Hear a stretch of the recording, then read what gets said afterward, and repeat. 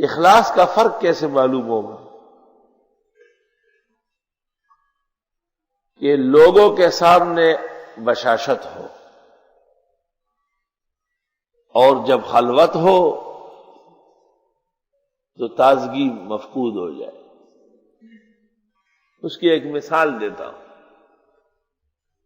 ایک شخص نے مجھے کہا کہ میں بھی دورے تفسیر پڑھاتا ہوں لیکن طلباء کم ہے، چھوڑنا چاہتا ہوں۔ میں نے کہا یہ کیوں؟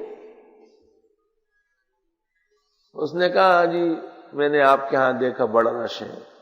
میں نے کہا درس تو اتنا ہی ہوگا، قرآن شریف تو یہ ایک ہی پڑھایا جاتا ہے، لوگ کم ہے تو آپ کی ذمہ داری کم ہوگی، سبق تو پورا ہے، اجر ملے گا۔ شاہ اسماعیل شہید رحمت اللہ علیہ نے جب درس کا آغاز کر لیا تھا تو شاہ صاحب بہت سخت آدمی تھے۔ سخت کا مطلب یہ ہے کہ اللہ کی توحید بیان کرتے تھے اور شرک کی نفی کرتے تھے، اور آپ کو پتہ ہے کہ ہندوستان سے ہی سارا شرک و بدعت چلی، وہ مرکز و معدن ہے۔ شاہ عبدالعزیز جو مسند زمانہ ہے وہ بھی کھل کر رد نہیں کر سکتے۔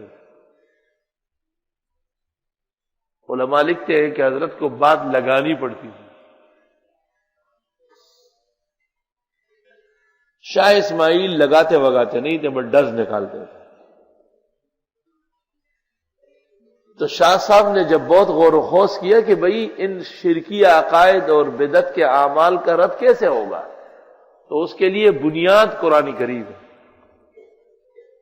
اور حضرت صلی اللہ علیہ وسلم کی زندگی مبارک احادیث ہے۔ شاہ صاحب نے جب درس کا آغاز کیا تو ایک آدمی بھی نہیں بیٹھتا تھا، اور روزانہ عصر کے بعد آدھے گھنٹے پون گھنٹے تک شاہ صاحب قرآن شریف لے کے مسجد میں ایک رکوع دو رکوع پڑھ کے پھر